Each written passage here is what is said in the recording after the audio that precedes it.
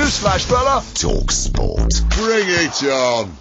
Tell you this now. This is my firm prediction, okay? Okay. The appointment of, what's his name? Old Bob Bradley. Bob Bradley. Bob. Bob. Just call him Bob. Just call me Bob. The appointment of Bob to the role of Swansea manager will be one of the biggest disasters of the Premier League. I don't think you can say that. I mean, this is a man who is described by the Guardian as being a very interesting man and having had a very interesting career and being a very interesting appointment. He's managed the Egyptian national team. Yes, he's managed in hang on. Hang on, mate. Hang on. I was about to say he has only managed people like the Egyptian national team, like the club Stabæk of Norway, like Le Havre in the second division of the French league. Otherwise known as a ferry port destination. That's right, absolutely. Like Princeton Tigers, like Chivas USA, a club named after a bottle of whiskey. Yeah, they were quite a good team, actually, though, when he was managing. Yeah, and the American national team, don't forget.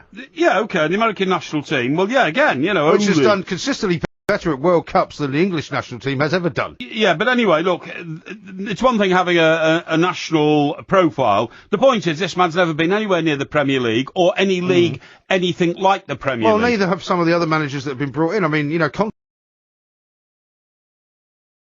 at Chelsea has never been anywhere near the Premier League, but neither had Guidolin. At least Conte came there with 3 Juventus Serie A titles under his belt. And the Italian national title You have to remember, one reason why names like Ryan Giggs bounce around when this is happening is that one thing that the owners know that they will get in response to appointing Ryan Giggs is the respect from the players for their new manager. Yes. In this case, none of the players at Swansea will have any respect for their new manager. He looks like a Dr. Death type figure. Well, yeah, but the owners being American, right? This is the very point. They've got great faith in him. Are we seeing the Americanisation? Are we seeing the Americanisation of the Premier League? A little bit. Maybe some more players will be coming in from America. A little bit, but this is so misguided that we're American owners, so get somebody called Bob. Bob. Who speaks American, looks American, is an all-American boy. Well, I'll tell you what. I mean, the American attitude towards winning is not a bad thing to have. Well, it is in things they know. As part of your team culture. It is in things they know, yeah. Well, I mean, the American national team in the last World Cup did an awful lot better than England, and did an awful lot better than England and South Africa as well. So, you'd have to say the American sort of, football structure is not as infantile as you make it out. Well, that was down to the paucity of our coaching team, to be honest. It wasn't anything to do with but I mean, what I'm saying is that they the American coach is any good. But anyway, he wasn't managing there. No, but he gave up managing the USA in 2011. Yeah, but he was in South Africa, wasn't he? And he was, in fact, part of the building up of the American national team. And what I'm saying is they always punch above their weight, whereas England don't. The other thing that worries me is this quote. I'm equal to Pep, says Bullish Bob. Bob says, Pep's not got nothing on me, boy. I didn't realise he was like Boss Hogg, this guy. That's right. Is that when you've got this vision of a guy getting out of one of those police cars in Louisiana? That's right. I got you now, boy. chewing tobacco. Right, yeah. No, I think it's an interesting appointment. I mean, Guidolin was pretty hopeless. It's interesting, but it's also... But you have no reason to think that he will be any worse than Guidolin, or any worse than anybody else that they could have put. I think it's a humiliation for Ryan Giggs, though, who apparently did so badly at the interview that the owners just went off him altogether. Underwhelming is the word that's used in several reports tonight. The guy I would have appointed, go on, guess who I say they should have appointed immediately? Steve Sherwood. No, Steve Bruce. Steve Bruce. At least you got the first name right. Steve Bruce. Well, why would you want Steve Bruce? Because I mean, Steve Bruce is a plodder, isn't he? No, Steve Bruce is a proven Premier League manager. And what's happened here? Yeah, but he's a plodder, isn't he? No, he's not someone you would call interesting. But Mike, follow my line of thinking. Okay, I'll try. Follow my line of thinking. I'll try. What happened here is they had a succession of managers who absolutely understood the Premier League and what needed doing. Yeah. Like, for instance, Roberto Martinez. Like, for instance... Brendan Rodgers. I'm telling you, We haven't heard much from him this weekend. No, we haven't, actually. He hasn't claimed credit for anything, No, he hasn't, no. And then they go like off, radar and start appointing people like Mr. Guidolin. Yeah. And so you think... only won one game, I think, this season. Yeah, 1 out of 9. Yeah. So Francesco Guidolin, right, and it's his birthday, by the way, yesterday. We did predict this, didn't we, on Saturday? We did. that if they didn't win against Liverpool, he'd get the boot. He would get the boot. And then amazingly, Swansea went 1 up. They went 1 up. While our show was on. 1-0 up, 2-1 down, Guidolin has got a frown. Yeah, and all that kind of stuff. Did you just make that up? It's very good. Well done. Actually, yeah.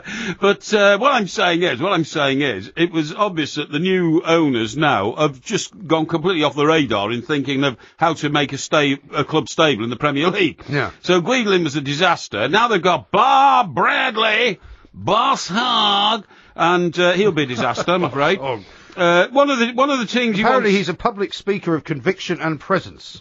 Well, I'm not surprised when he's going around telling people I'm as good as Pep Guardiola. Happy. No, but you should be happy. I mean, you're always moaning that people who come to England to work in the Premier League should speak good English. I mean, this guy's English will be impeccable because it's his first language. Yeah, no, I totally agree. So you should welcome that. He started his magnificent coaching career way back, boy, in 1981 when he was in charge of the Ohio Bobcats.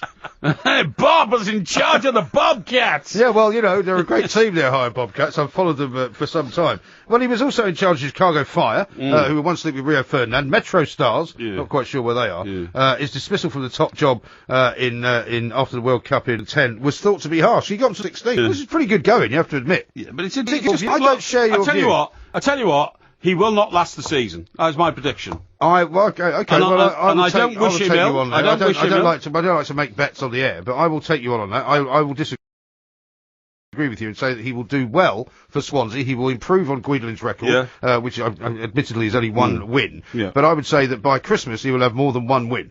How about that? By Christmas, October, November, December. So it could be 10 or 11 games. Well, he should get more than one win. Well, you've just told me he's going to be a disaster. He will be a disaster. And in order for him to be a disaster, he'd have to be worse than Guidolin, who's only won one game this season. I wonder why Ryan Giggs' interview with the owners was so underwhelming. I think we might have to examine that. I think we will have to examine that. Also, of course, coming up later on in the show, we're talking to a man who likes beautiful people. Yes. We'll find out what his attitude is to you and I, because he's opening a club where apparently if you're too ugly... One of the beautiful people... Apparently if you're too ugly... Bob. Saying overnight, you know, I pushed the envelope. He's amazing, isn't he? I tell you what, he's going to be great. I want respect. You come to my house. You ask me to do murder. Yeah, no, we're going to hear from Bobcat Bob coming up in a little while. We call him that, of course, because he used to manage a team in Ohio called the Ohio Bobcats. who apparently don't exist anymore, but he's down at Swansea. Well, I'm not surprised if Bob is the manager. Exactly. We're also going to have a 1 minute moan coming up a little bit later. Steve Lillywhite's going to join us from the Far East because he's got some news about a new Rolling Stones album coming out. talkSPORT. You know, the American side I can cover in 30 seconds, and then we can push that out the door. Okay? This bit about Pioneer and all the rest, I'm not an American manager, I'm a football manager. So now, when I come here, I realize that there's not one person in Swansea that could care less what anybody in the United States thinks at the moment. Okay? They care about their football club, and man, I'm here to give everything I have for the fans, for the club, and I couldn't be more excited about the chance.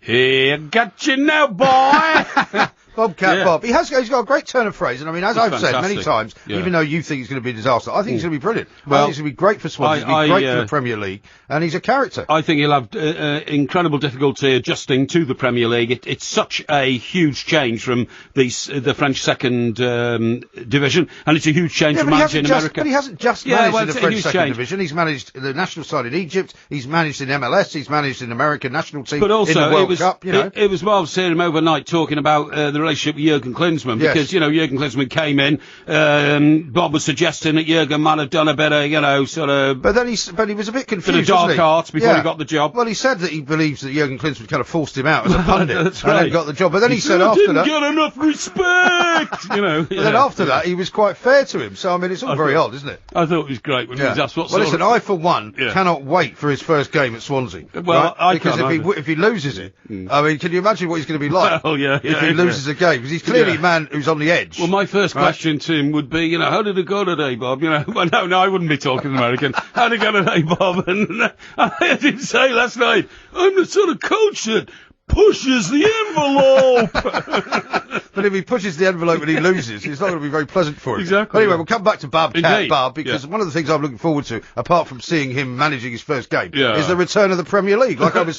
Go home with something a lot more interesting than Tanya with the teeth from accounts. Where shall I put my coat?